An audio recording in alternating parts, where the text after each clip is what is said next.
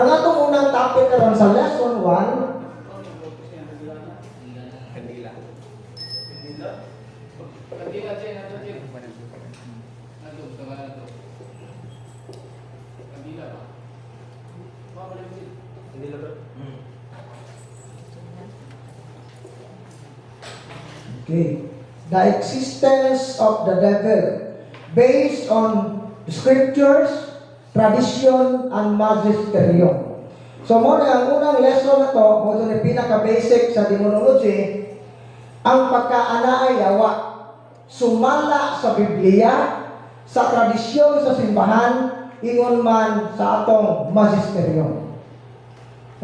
Kay palamuot, nga dili po ikatinga, tungod kay ang demonology na subject, wala naman nag-i-appeal sa seminaryo, mao na nga ayaw mo kakurat kung naay mga pare nga di ka-diagnose og yawa. Di ba ka-diagnose og naay mayawaan. Gani, dato'y pare ng komentaryo nga grabe ka to isang paghinaway ni Padre Darwin. Matod pa niya ni si Padre Darwin kuno og kining ubang mga exorcist, mao kuno ni nakaingon nga nanaghan ning yawa. Kay imbes kuno na kay wa kuno na mugara, gitandog. Mao nga tungod kuno ni Padre natandog ang mga yawa, nagupot na hinuon sa ato pa kining mga paria ning uyon sila nga atakihon ang katawhan sa yawa sa hilom nga paagi. Kay ning react pa nga naay daghang ning tumaw ning mga daghang na poses. Kay ngani mao ni ang kanang giingon ni Father Sikia sa page 40 sa Exorcist 1 na libro. In the history of the church, when the gospel was proclaimed in all its purity and power, that is without compromise to pagan, unworldly belief system, the devil always came out in the open to do battle. Sa kasaysayan sa simbahan, sa una panahon sa mga apostoles, why lipod-lipod ang pagwalis ka matuuran. Kana lang si San Pablo, giklaro niya 1 Corinto 6:20, nga kanang mga halad nga gihimo sa paganong halaran, gihalad ngadtos mga yawa. Wa jud magduha-duha San Pablo og wali nga ang mga giilang Ginoo sa ubang mga relihiyon, yawa, gihalaran og pagkaon mga yawa, wa gyud mag-uol San Pablo na. Pero sa atong panahon karon, mura na tag mahadlok na ta mosulti og maka-open ka sa laing upang mga tao, mao nang mutago ng yawa. Kay ano man, kay nagtinalawan man ta. So ang unang mga Kristohanon, abi ninyo og atong basahon ang history sa simbahan. Tingali makabantay ta, nganong kusog man ang martyrdom panahon sa Roman Empire. Sa pag-spread sa Christianity, ang pagan Rome, nganong ilang gilutos ang mga Kristyanismo. Tungod kay ang unang mga Kristiyanos gawali nga ang tinuod nga Dios Kristo. Ug ang uban nga magkanang mga Dios nga giila nga mga piki nga Ginoo, mga yawa na. Mao na nga ang mindset sa mga taga-Roma na kining mga Romanhon di ay once nga ilang masakop ang usa ka imperyo, ang usa ka gingharian, ug unsay gituuhan nga Dios ana nga gingharian, ilang nag-i-adapt. Kaya nga naman, sa ilang pagtuo, nga kini nga mga Diyos, mao ni naghatag og kadaugan, kalampusan, ani nga nason. Mao na nga ilang ang halaran, mo na perteng daghanang Diyos ang mga pagano sa una. Unya karon ang gobyerno sa Roma, naman na sila mga ritual, mao na nga gani sa una, ug way uwan mag-ihaw og tawo. Bata. Diba mao man ay mga karaan nga ritual sa una, ug nagani katalagman mag-ihaw og tao, sakripisyo. Mao to nga pagwali sa mga Kristiyanos nga labi na San Pablo nga ang gihalad sa paganong halaran, iyas o gihalad sa mga yawa dili sa matuod nga Dios, ning react ang mga Romanhon. Labi na ang emperador. Kay nga naman ang ilang pagtuo kung pasakda nato ang mga Kristiyanos, basin unyag mga suko ang atong Dios o padad-an niya kagubot ang atong nason. So mao ang Kristyanismo sa una giisip nga rebelde sa nason. Mao tong gipamatay sila. Pero unsay nahitabo? Bisan pag daghang gipamatay, pero ning samot hinuon kadaghan ang Kristyanismo. Tungod sa exorcism. Kay kadtong mga pagano nga nayawaan, matod pa ni kanang Saint Justin Martyr, bisan ang ordinaryong Katoliko maka-exorcise sa poses tungod sa kalunsay sa ilang pagtuo. Sign of the cross ra, manglayas ang mga yawa, mautong magabig ang mga pagano. Kay unay mayawaan sa ilang tribo, ilang hinginlan ang yawa sa ngalan sa emperor, pahawa mo katawar ang yawa. Ano man di man Dios ang emperor, pero sa ngalan ni Jesus ning kagyo ang mga yawa, na curious ang mga pagano. Kinsa di ay ni si Jesus, mautong ning spread ang Kristyanismo bisan pagdaghang di pamatay. No? Kung sa giingon dire nga sa kasaysayan sa simbahan, basta gani iwali sa dakong katinaw ang kamatuoran, di makatago ang yawa. Mautong daghang demonic possession. Mao ko nila itabo karon sukat nga ang mga exorcist gi-expose ang atake sa yawa, midaghan ang kaso sa demonic possession. Dili na kaingon nga karon pa nga na-possess ang mga yawa, wa na mo tago kay nabuking naman sila. So, mao na no nga kining pagtulunan sa demonology makatapang ni sa katawhan nga katong mga giatake sa yawa nga sa tago madayag diha sa kahayag. Mao na tuyo sa demonology. So, mao na nga naatay teachings. Arita, existence of the devil based on the scriptures,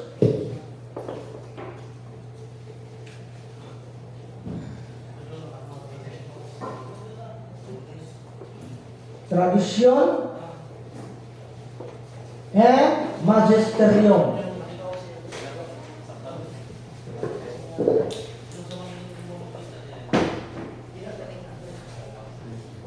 Dinugduman na to mga igsoon nga dili kay pagkaanaay yawa dugma na sa simbahan.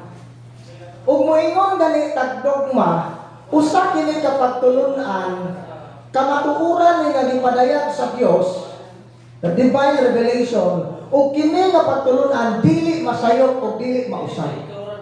Bisan pag magkamoderno ang panahon, bisan pag magka-high-tech ang panahon, dili na makalangkat sa kamatuoran sa pagkaanaay yawa. No, bisan nagkamoderno ang panahon ron, ang mga tao di na motuog yawa, pero di na kanang basihan nga dili tinuod ang yawa. Unsay giingon sa Council of Trent? Council of Trent maoy na usa sa mga nagdugma niini.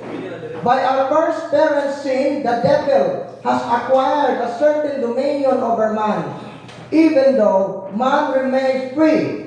Original sin entails captivity under the power of him who thenceforth had the power of death, that is the devil. So, klaro kayo ang teaching sa simbahan tungod sa sala sa atong unang mga ginikanan. Ang yawa maintain og dominion sa tao. Sa tubig kag dominion na dominata at nahimutan under sa iyang mga kamot.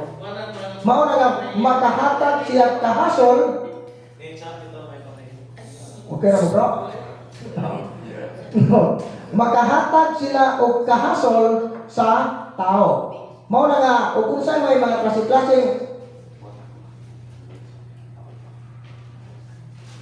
ug unsay mga atake sa yawa i-explain na napohon, pero ang akong takas karon unsaon na to pagpamatuod sumala sa Biblia nga tinuod juning naay yawa. Kay naay ubang mga theologians nga matud pa o may mag-eskwela og theology nga para nila kini kunong yawa nga gisgutan sa Biblia, demonic possession, sakit dahil kuno na sa utok. Unya gipasangil lang sa yawa.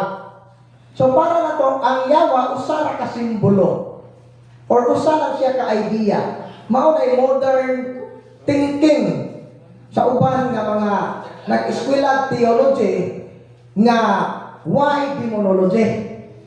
So mo na nga pasalamat si Father Sikia, Father Winston Cabading, Padre Nonet Legaspi, puro na mga professor sa seminaryo sa Luzon.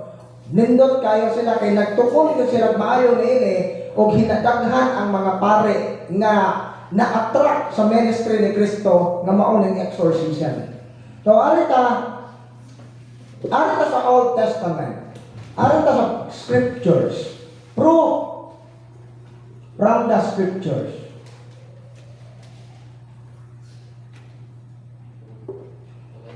Diyan sa Genesis chapter 3, verse 1 to 3, verse 1 to 3, diba, ug ato nang masahon ang atong unang mga ginikanan gitintal sa yawa. So sa Book of Genesis talandaan ay isgutan ang yawa. Lain pa, Job kapitulo.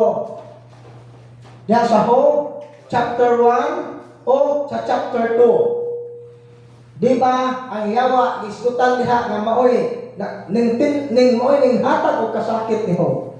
Gitugutan siya sa Ginoo paghatag o kasakit. Nananghid ang yawa sa Ginoo nga akana si Job, yung simba lagi na nimo kay imo magitagaan tanan abunda nga kinabuhi. Testingi ko be, aho ng suwayan tan-aw to di ba na mubiya nimo unsay giingon sa Ginoo. Buhata ang imong wala gustong buhaton apan ayaw siya patya.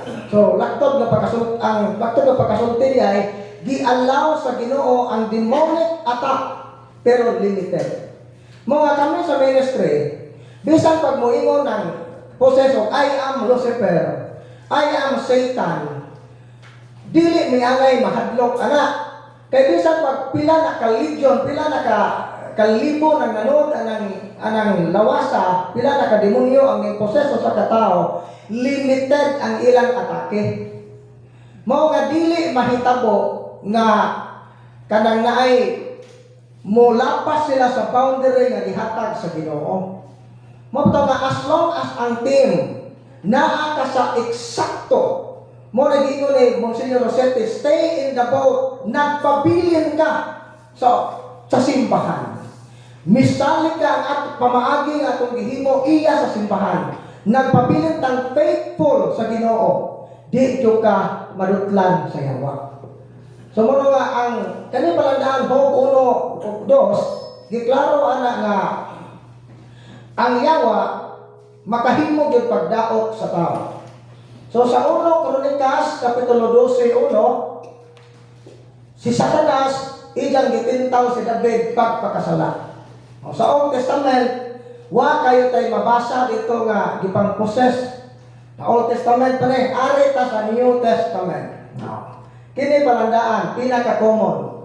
Mateo, kapitulo 4, 1 hangtod sa 10, si Kristo gitintal sa yawa.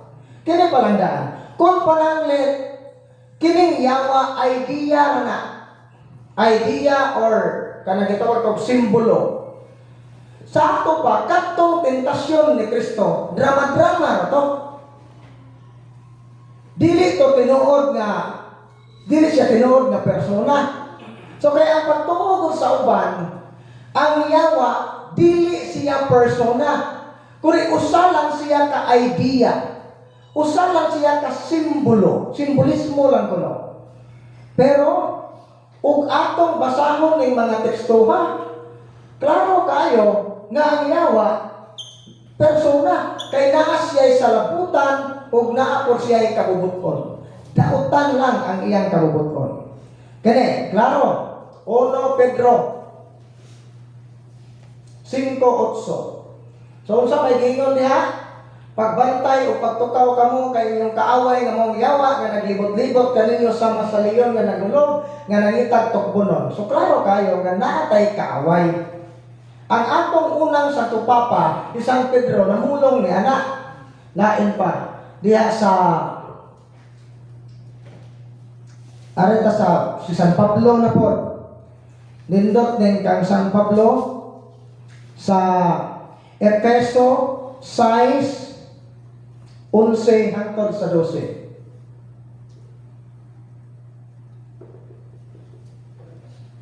Unsa may gingon dire?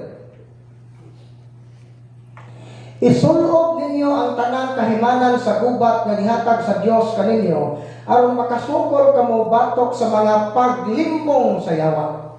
Kay wala kita makig-away batok sa dugo ug unod. Sa ato panog dugo ug unod batok sa mga tao. Kundili batok sa mga daotang espiritu. espirituhanong gahom diya sa kalangitan, sa mga pangulo, sa mga nasa gahom o sa mga daotang gahom nga nagmando nining kalibutan sa kangit-ngit. So klaro, kinsay atong kontra? Daotang espiritu. Mga daotang espiritu. Natay kaaway. Karon, dili buang ni San Pablo nga moingon sa isulod ninyo ang armadura kung way gira, di tinuod ganay gira. So kini palanggaan, kini nga mga teksto nagpamatuod na ni nga ang kinabuhi nga Kristohanon usa ka gubat nga espirituhanon. Mo na nga musugot man ta sa dili, motuo man ta og dili, naay yawa nga maoy kaaway sa atong kalag. So unsa may gigamit nga hinagipan nga atong kaaway The three enemies of the soul. Una gyud ang yawa or devil. Unsa may gigamit nga hinagiban sa yawa? Ang atong mga kahuyang, flesh, ug ang kalibutan. Dili kay ingon nga kining kalibutan nga ginama sa Ginoo, kundi ang mga idea sa kalibutan. Ang mga tao sa kalibutan nga nagsalikway sa kabubuton sa Dios, mao nay buot ipasabot ani. No? Mao ni gigamit sa Ginoo o gigamit sa yawa ang atong mga kahuyang, tawanong kahuyang ug ang kalibutan nga way pagtuo sa Ginoo aron mabuntog ang atong kalag. So, ang yawa mao ni ang kayo, unya kini kalibutan mao'y kaha. Unya kini atong pagkatawhanon mao'y mantika, giluto ka sa yawa so kagaling mong mantika ni kalabihan. So, nay kuan ana. So mo nga naa gyud tay kaaway. Ari ka. Unsa man nato pagtubag nag-argumento sa uban nga mga matawag nato ultra liberal kanang mga modernist nga para nila kana kunong demonic possession nga giingon sa Biblia kuan ra kuna grave illness o sakit ra baka na sa utok.